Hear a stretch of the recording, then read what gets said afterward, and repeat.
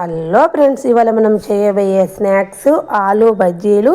చాలా ఈజీగా చేసుకునే టేస్టీ స్నాక్స్. దీనికి కావాల్సింది ఆలు పొట్టు తీసుకొని మనము ఆ చిప్స్ వేసే దాంతో ఆలును అనేది సన్నగా రౌండ్గా చేసుకోవాలి. ఆలు ఆలు మనం చిప్స్ దేంతో చేసుకున్నామో మనం చిప్స్ కటర్తోని ఆలును అనేది ఈ విధంగా మొత్తం చేసుకోవాలి.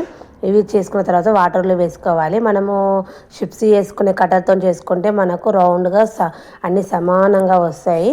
తర్వాత ఒక బౌల్ తీసుకొని ఒక కప్పు శనగపిండి, దానిలోని 1 స్పూన్ కారము, 1 స్పూన్ ఉప్పు తీసుకోవాలి. చాలా ఈజీగా చేసుకునే ఈవినింగ్ స్నాక్స్ టేస్టీ ఫుడ్. తర్వాత చిటికెడు సోడా వేసుకోవాలి. మనకు కొంచెం పొంగడానికి చిటికెడు సోడా వేసుకోవాలి. 1 స్పూను పసుపు, తర్వాత 1 స్పూన్ జీలకర్ర, 1 స్పూన్ ఓమ వేసుకున్న తర్వాత ఒకసారి దీన్ని బాగా కలుపుకోవాలి. కలుపుకున్న తర్వాత దీనికి మనము కొంచెం కొత్తిమీర అనేది యాడ్ చేసుకోవాలి. ఇట్లా కలుపుకొని ఓమ వేసుకున్న తర్వాత ఒకసారి కలుపుకున్నాక మనము కొంచెం కొత్తిమీర వేసుకొని కొంచెం వాటర్ పోసుకుంటూ మనము దీన్ని బజ్జీ పిండిలాగా కలుపుకోవాలి. మనం బజ్జీ పిండి ఏ విధంగా కలుపుకుంటూ అంత బాగా కలుపుకోవాలి. కలుపుకుంటే మనకు బజ్జీ అనేది మంచిగా పొంగుతుంది. ఈ విధంగా కలుపుకోవాలి.